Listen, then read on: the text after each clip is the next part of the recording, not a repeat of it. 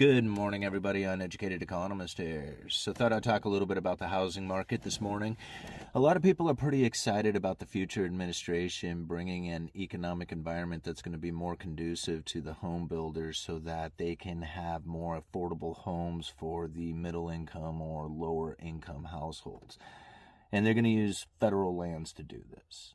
That's kind of the idea in a nutshell. So being in the building industry or a building supply industry, I see things a little differently than most people would. And when it came to lumber prices and where I saw lumber futures headed, lumber inventory levels, mill curtailment, shutdowns, logging supply, it was like something that I could see differently than most people out there. And so when I look at the housing market, I have a tendency to look at things in a way that seems to be quite different from what a lot of other people are seeing. So for those of you who follow me on my channel for any length of time, have never really seen me edit a video.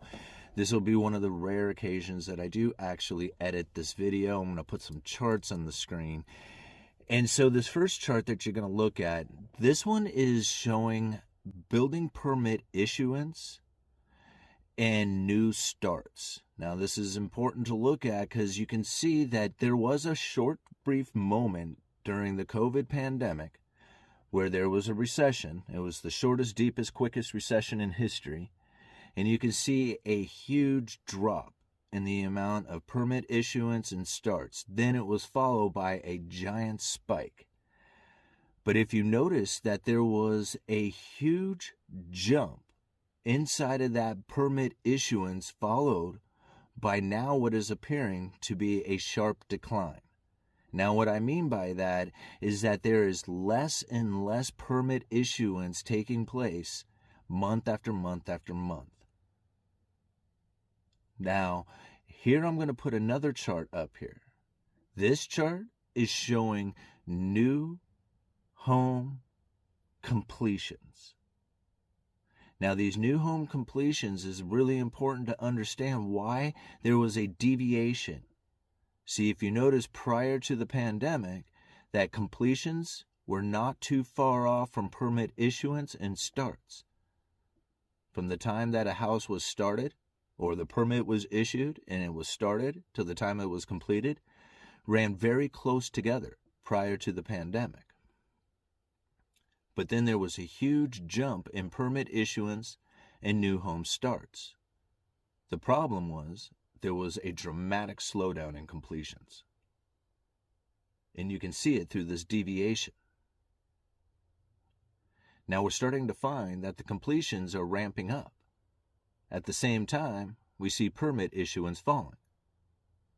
So when you look out there and you see that new inventory and people are showing the videos where they're piling up and new home construction lots are sitting empty with nobody coming to check them out, well, this is going to be kind of relative to how many home completions are actually taking place to new home starts. Eventually, the new home completions will come to a stop.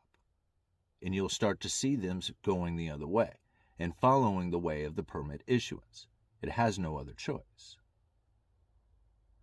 So as we see these completions continue to rise and the lots filling up and people saying the new home construction market is not selling, what we are seeing is a slowdown in the amount of home sales that are taking place, which is true. We're seeing a rise in new completions, which is true. But we're seeing a dramatic slowdown in the amount of permit issuance and new home starts.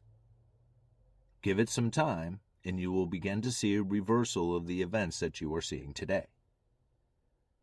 See, a lot of people want to blame this on the Federal Reserve and the interest rates and where they're located at today and political issues and all the other stuff that's going on with it. Now, you think about it from right now. If you were to start a home today, if you took on the consideration that you were going to start building a home today, unless you happen to already have the land or are going to build it yourself, had financing already lined up, it is very difficult to get a home started.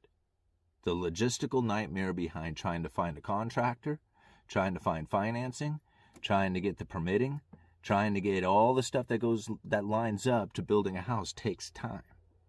Even if you were to start today, the idea of starting a house today, it would still take anywhere from 6 months to a year to complete that home. If you're really good, you might be able to knock it out inside of a few months. Some people can do it inside of weeks, depending on the style of home that you're building. But to be realistic about it, most people end up spending months, if not years, planning to build a home. And then getting that home to actual completion is a very difficult task. If you ramp up the demand for contractors, builders, supply, what you will do is you will deplete the ability for other people to then get those items, those people, that land. And so when you have this issue that is now taking place where you have supply and demand that is now ramping up on both not only the supply side but then on the demand, you say, hey, look, all this federal land is now available. And you say, wow, this is now cheap. Right? This is really good, cheap land that we can use to now build homes on. And you start pulling contractors from all over the place to start building these homes on this cheap land. Now, the contractor availability is diminished across the country, which ramps up the demand for those contractors, which costs money, supply and demand. Same thing happens with supply. We are seeing it already taking place within the lumber industry. This is something that I've talked about several times recently. And that is that the lumber inventory is depleting dramatically in a way that is not noticed in the general public or in the mainstream media. It's only if you're in the industry itself can you witness this. See, mills right now are operating at a very thin margin, trying to stay competitive to sell their lumber. So what they are doing is they are curtailing development of all the items out there that don't sell or have less demand to it. And they only produce what is in demand. The 2x4 studs, 2x6 studs, the plate stock. But the wides, the longer lengths, they're not in so much supply because there's not that much demand for it right now. So you start ramping up demand and you start saying, hey, we're going to open up federal lands. We're going to see the interest rates come down. We're going to make it more affordable. And even today, if you were to start ramping up demand for the new construction market, it takes months, if not years, to bring it to fruition. It's not going to be something that snaps back. It's not going to be something that's easy. Uneducated Economist. You let me know.